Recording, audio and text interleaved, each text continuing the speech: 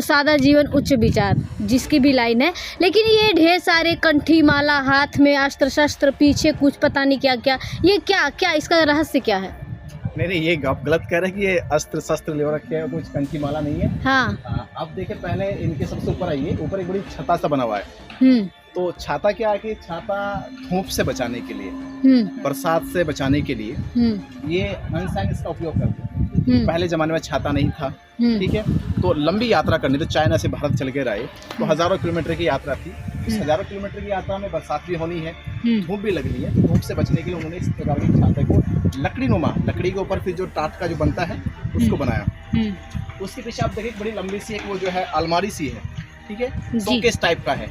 हाँ। तो उसमें क्या था कि उनकी कुछ बुक्स हुआ करती थी, तो बुक्स बना के रखते थे। उसमें कई मतलब चाइना के ग्रंथों की बुक्स थी, लाओ त्सू की बुक्स भी वो इंडिया में लेके आए। लाओ त्सू एक बड़े दार्शनिक हुए चाइना के, कन्फ्यूशियस हुए, तो लाओ त्सू कन्फ्यूशियस के बड़े शास्त्र किताबों इंडिया में लेके आए। वो कंपैरिजन करना चाहते कि बुद्ध की तो जो विचारधारा है और लाओ त्सू की विचारधारा में कितना एक दूसरे में मेल लगा। तो उनके पीछे जो एक बड़ा शोकेस आपको दिखाई दे रहा है वो उनकी लाइब्रेरी थी। उसी में उनके रोजमर्रा के कपड़े भी थे, खाने पीने के जो बर्तन थे वो भी थे उनके पास। उसके बाद अद्भुत देखे कि कितने वो एडवांस थे कि अपनी रोजमर्रा की चीजों को अपने साथ लेके चलते थे, दीपक के समान। तो उनके पास चिराग था, वैसा अंधेरे में बैठकर अपना अध्ययन करना, अंधेरे के समय रोशनी कैसे हमें चाहिए वो उसको रखा करते थे।